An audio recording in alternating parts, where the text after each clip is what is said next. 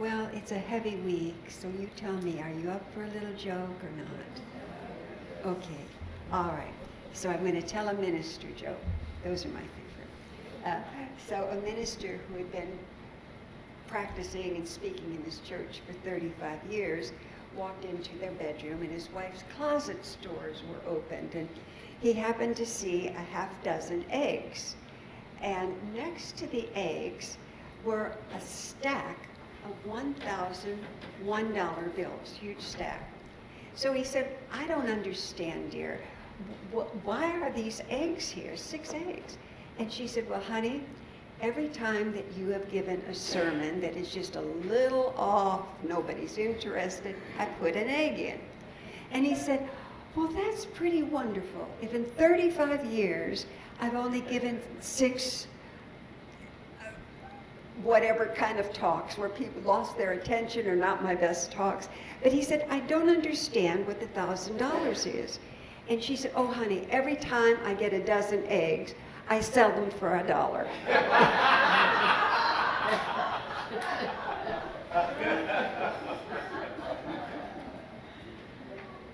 No eggs, no eggs. Oh. So I've given so much thought to today, back and forth and back and forth.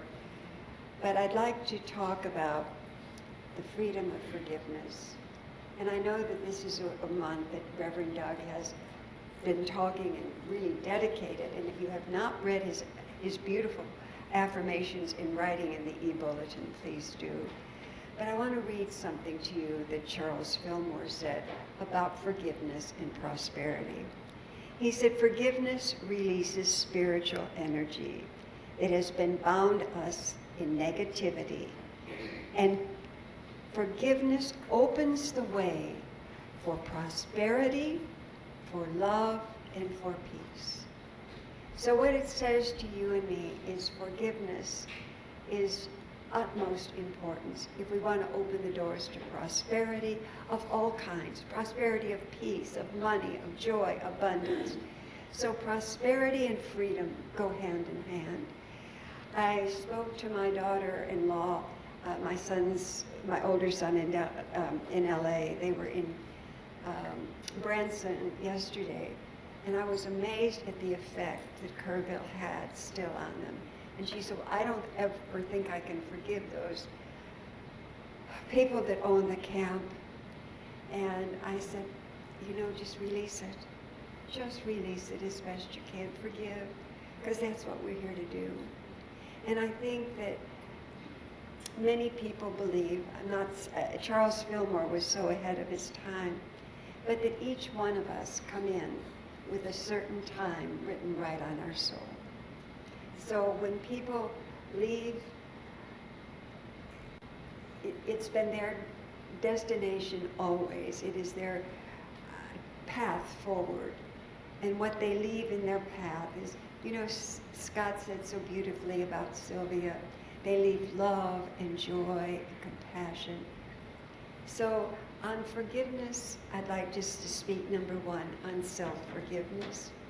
Now, where I live, not far from SMU, there's green bows everywhere in honor of these girls. And it may be all over the city, I don't know. But we had quite a few in Park Cities that lost their lives. And I can only imagine the parents right now and the work perhaps they need to do to forgive themselves. The why did I send them to camp? Why didn't I send them first term rather than second term? We can why ourselves to death. We can blame ourselves. We can go to our grave saying why, if only, you know, what was I thinking? Why did blah? And it ruins everything for us because it blocks our way. Unforgiveness always blocks our way. And you see, if we're here for the first unity principle, if we believe this philosophy, which I do because it's not just a philosophy for now. Anybody that says this is a New Age religion has no idea what they're talking about. This is an ancient wisdom religion, spirituality, whatever you want to call unity. It is a way of life. It is a way of being, and it is practicing in practicality the teachings of Jesus. And what were his main topics through his practice or through his ministry? They were love, they were forgiveness, and they were life everlasting. And those are the promises that have been made to us. I will never leave you or forsake you, for I am with you always. And that's the promise. The everlasting arms that are always there for us. Now, is God some God in the sky that comes down and says, okay, I'm going to do wonderful for Sandra, I'm going to do wonderful for Troy, and the rest of you, maybe so, maybe not. Because God is not personal, you see. God, no matter what philosophy that teaches truth with a capital T, will tell you the one thing God is love. So it's not a God out there that has raised the waters of the Guadalupe River. That's natural, that's nature. It was a freak of nature for those rivers. But it is the God that all over within us, first unity principle, that is saying that I will never leave you or forsake you. God is my shepherd, I shall not want, is what the prophet David said. So we lean on those beautiful promises. And it is the Bible, the New Testament, the Old Testament is filled with the most wonderful promises to you and to I. So wherever we are, there is a power and a presence for good that has nothing to do with circumstance. But what it has to do with is a God that is loving, and a God that when we turn to this God of love, that grace comes in. And grace is the ability, I always think to myself, and there are many definitions of grace, but when I think to myself of grace is when there's no way to get from here to there. And I imagine many of those parents, many of all of us are going through this. How do I get from here to there? And just what Rachel's saying, love will build a bridge, because grace brings us from here to there to peace. So on self-forgiveness today, I love a story about, so forgive me if I'm going to digress for a moment, but I'll get back, about the beautiful baby eagle. The eagle and falls out of its mother's nest, and it lands in a chicken coop. So it is raised as a chicken. And so this beautiful little eagle always thinks it's a chicken.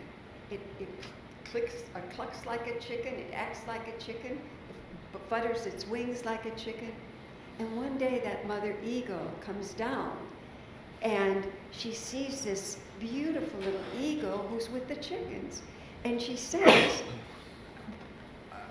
you are an eagle, why are you flying with the chickens or with the chickens? And he says, no, I'm a chicken. She said, no, you are an eagle. You are an eagle ready to fly. And I think sometimes that's our story too. We envision ourselves so much less than we are. And if we believe this faith, this philosophy, this way of life, that each one of us are here to represent the glory, the presence, the love that God is. You see, we are all light workers. We are here to shine the light, and it depends on how we picture ourselves, feel about ourselves, know about ourselves, that allows that light to shine. Because if we don't shine that light, where's the light going to come from? You know, God shows up as each and every one of us. And each and every one of us, you know, use me, oh God, I stand for you. So each and every one of us are used, here to be used, if we want. I always thought God was somebody you prayed to. And when I first heard that song, just what I said to Reverend Doug, it never occurred to me that God could meet me. So for each one of us to be a clear channel for this magnificent power and presence that is everywhere, in us, around us, no space, no place where this presence is not, and this presence is love. And we can, you know, one of the most important things to remember is to love ourselves. And sometimes that's the hardest thing to remember, isn't it? To love ourselves, to forgive ourselves. We hold ourselves in shame and blame. and so many other things, but it blocks us. It blocks that light. So if we see ourselves not as a chicken in a coop, but Isaiah on the wings of eagles, that's who we are. That's what is needed in this world today as never before. So never forget who you are, because it doesn't matter what you are out there, lawyer, doctor, teacher. That's wonderful. But who you are is the presence of God to all that you meet. And we never forget that. We forgive ourselves, and we'll forgive ourselves to the day we die. It could be something as simple as getting in the wrong line, in the grocery store, and it ends up, we think it's a short line, and we wait forever. And it could be something so very serious. If only, what if, I could have, I've done it. It's a waste of our time, and time is very precious.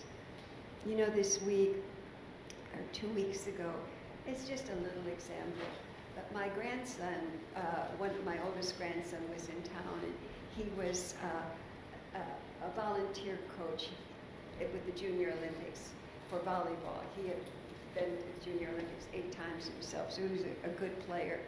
And I was so thrilled he was in town. He was down at the Kay Bailey Hutchinson Center. I was there all day Tuesday for 12 hours. Monday, Tuesday, and Wednesday. And Thursday, they had only one game. They were coming in on ninth place. The game was at 8 a.m. And I was talking to my older son, and he said, "Oh, Mom, you'd have to leave before 7. He said, "Don't do it, one game." So I didn't go to the game. And then about 2 o'clock, my son called. He said, "Did you see it?" I said, "Did I see what?"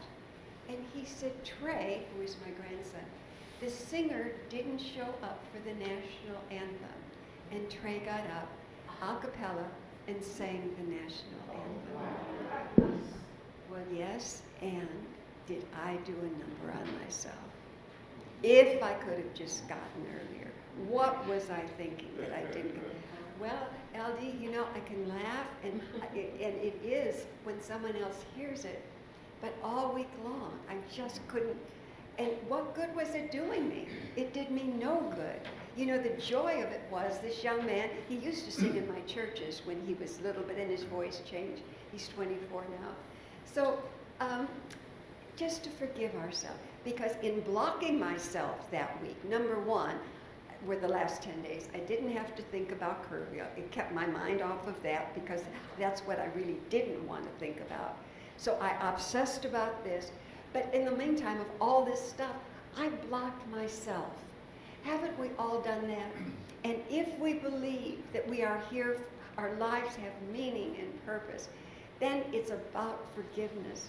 Each one of us are so special and so precious, and each one of us have made an agreement before we ever came into this lifetime to be a place for God to express. It doesn't matter what facade, so to speak, doctor, that's all needed. And in those professions, then we shine the light of God. But in the meantime, know who you are, this beloved child of God. And just to forgive yourself. If we could, there's not a parent, an aunt, an uncle in here, a pet log, whatever it is, that has not had regrets. But what does it do us? The great philosophers of all times, Joel Goldsmith especially, and it goes back to Brother Lawrence, practicing the presence of God, which means we become present in the moment. We don't find God 2 weeks ago when I couldn't get up on time to go see my grandson.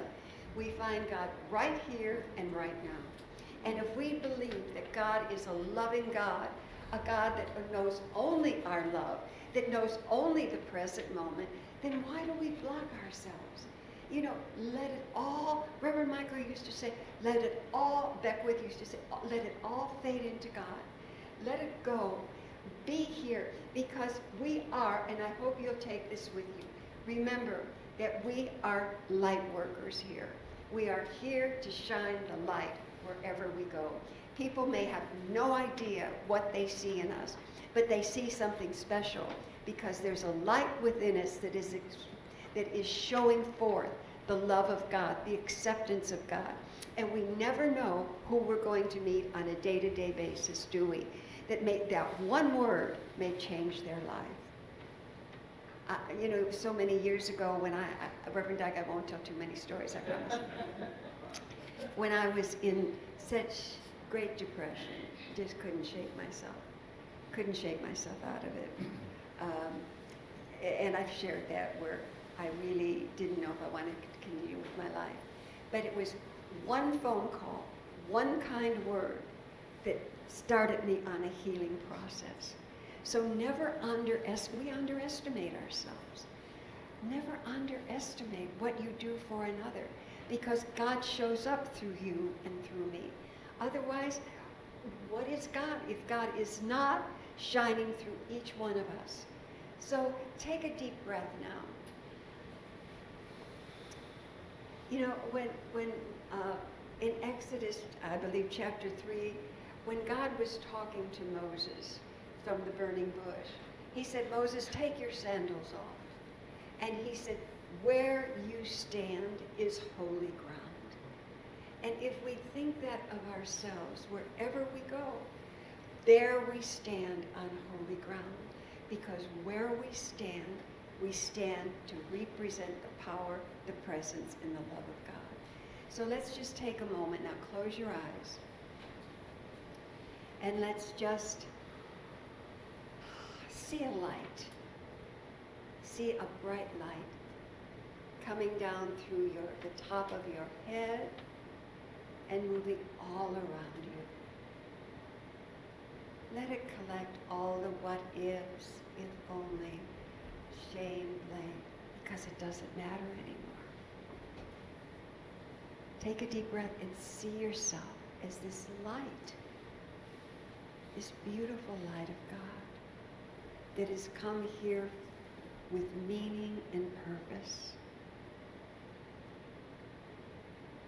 See yourself as a light worker.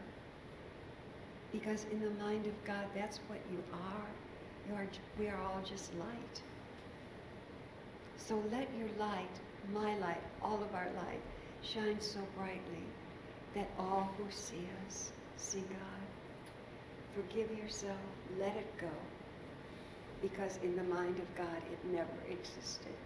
Only the present moment. Take a deep breath. And when you're ready, open your eyes. And the second one they talk about is forgiveness of others. As I said, my daughter-in-law yesterday was very affected by all of this because her goddaughter here in Dallas, one of the counselors at campus, lost her best friend. So she was really in unforgiveness in a way. It doesn't soothe anybody. It just blocks us. St. Augustine said, unforgiveness and resentment is like drinking poison and expecting the other person to die. So if we think about that, who do we need to forgive today? Because it's not about the other person. It's about us. To be that clear channel. Eric Butterworth says, forgiveness isn't about condoning. This is important. It's not about condoning what's happened. It's about releasing our attachment to it. He said, cut the cord that still attaches us to the perpetrator. We don't want that energy anymore. And if we keep that energy with us, it dims our light. It brings our energy down. I've had my younger son's daughter, wife, has been a bit of a thorn where she hasn't allowed me I haven't seen my grandchildren in 7.5 years. And she appeared at my doorstep in January threatening me. And I thought, what did I do to cause that? I was sitting reading. So to forgive that, I don't want any string attaching me. I can forgive her. And sometimes what we have to do is envision the child that was there. I envision this little girl that she must have been, because hurt people, right? And that she must have been so hurt. And the minute I go back into something else, I bring myself, I want to cut that cord. I bless her, I let her go, but I don't want that energy because it will dim our light, won't it? So let them go. Let them bless. You know, I would quote Reverend Michael so much because he was my mentor and teacher. But he used to say, bless the mess and let it go. And isn't that the truth? We bless it, bless them on their journey, but we don't want that energy anymore.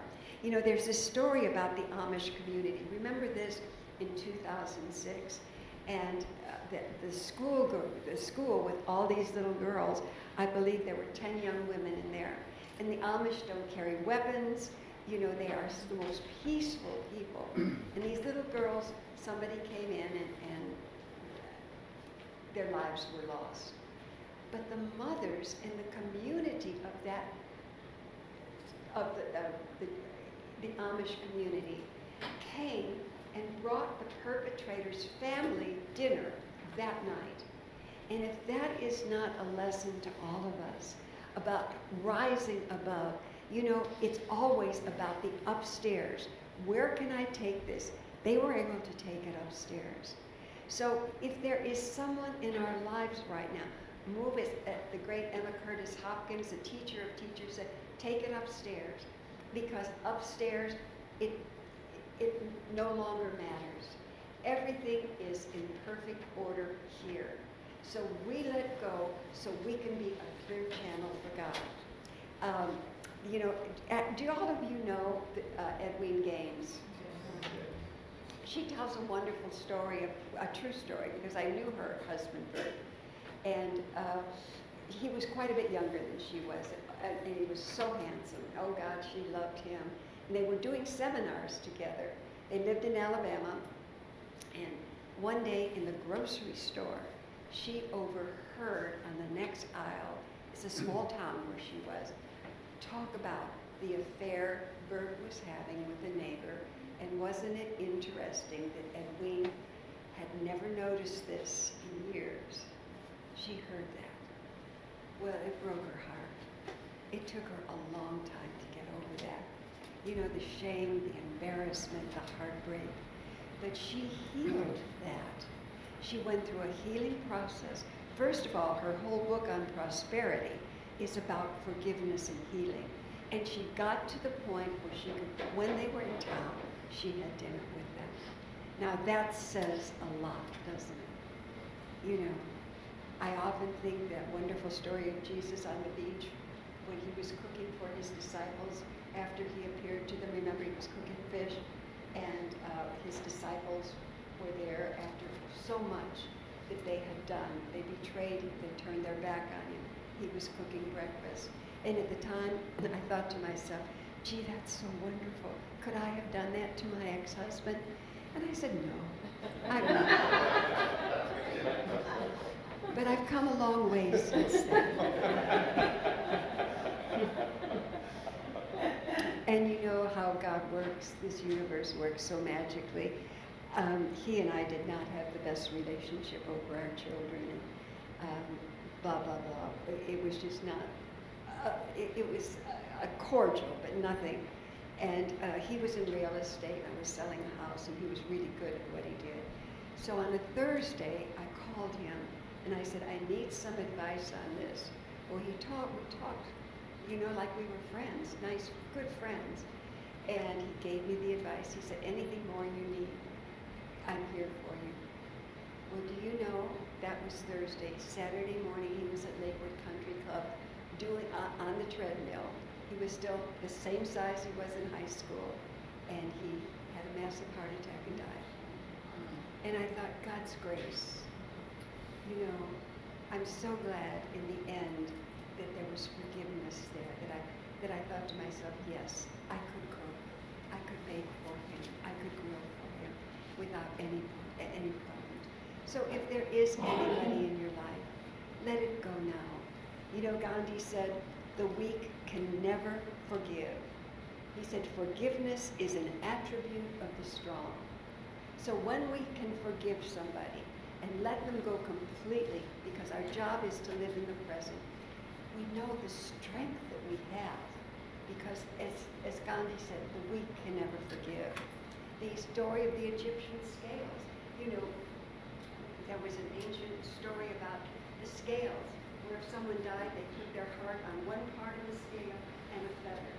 And if their heart was as light as the feather, they knew that they had lived a good life. So if we put our hearts on a feather today, how would the balance be? And you know, sometimes day to day, it's different. But for the most part, are our hearts light? Are we willing to give forgiveness to those, forgive those who trespass against us as we forgive those? So forgiveness is so important. Forgiveness for these parents that have gone through so much. Forgiveness of what happened. Because that is the way forward, isn't it? So forgiveness, and then healing with others. Sometimes it may not be possible, but we release them and let them go. We extend an olive branch. You know, if there's any way that a family member or a friend, if there's any hope of a relationship, and many times there's not, but I'm sure Reverend Doug has felt this, you've all probably felt it, where you've met people and they haven't spoken for 15 years, and they get together and they cannot even remember what the argument was about. You know, and so and I had one woman in particular, 15 years she didn't recognize her grandchildren. So it's not worth it. If there's a chance it's salvaging a relationship, then we put that cord out, that golden cord, and see if there's healing to be done. You know, this is still the month of July, of course, a month of freedom. And I'll end with this, Reverend Doug, you'll be so happy. So, there's a story about two great presidents, Jefferson and Adams, who signed the Declaration of Independence. They were the best of friends. When Jefferson's wife died, he spent many, many nights with Adams, with Abigail Adams and the family, just sitting in front of the fireplace, being comforted, and talking about this new nation that they were in the process of birthing. Just the best of friends. And then the election came up, the election of, 1800 came up, and they ran against each other. You know, we think today's politics, we go back 200 years, and Jefferson was writing things in the paper about Adams, and Adams was... Anyway, they had a misunderstanding. Jefferson won that particular election, and they never spoke again. It was just cut and dried. So 12 years later, there was a man by the name of Dr. Rush, and he came to Adams, and he said, you know, Jefferson is getting old. He said, this has gone on long enough. He said, 12 years now has gone by. And he said, heal this before you both die. And so Adams thought about it, prayed about it, because these were religious men. And he wrote a letter to Jefferson. And for the next 14 years, these men, I believe they said they sent over 144 letters back and forth. So they were able to heal this and to come back together. And one of the most beautiful stories of all was July 4th of 1826, exactly 50 years after the Declaration of Independence was written. Adams died. And the last thing he said was, where is Jefferson? Jefferson lives. And little did he know that Jefferson had died 2 hours before.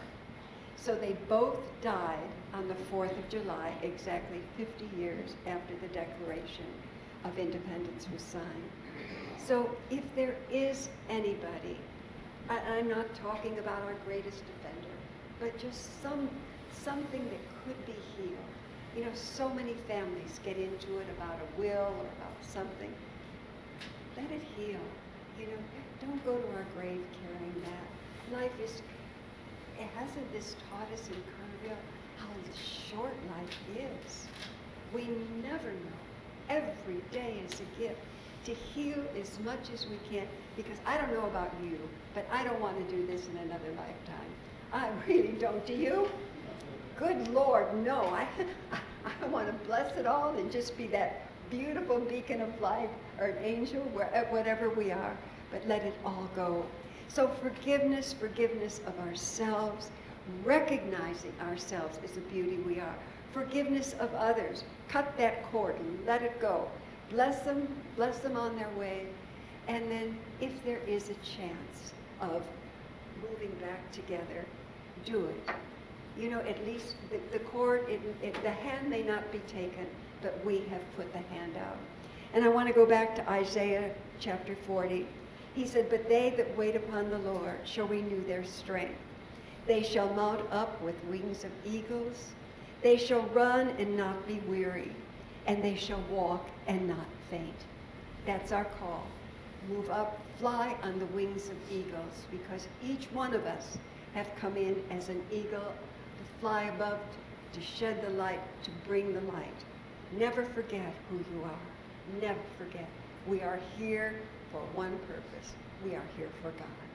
Thank you.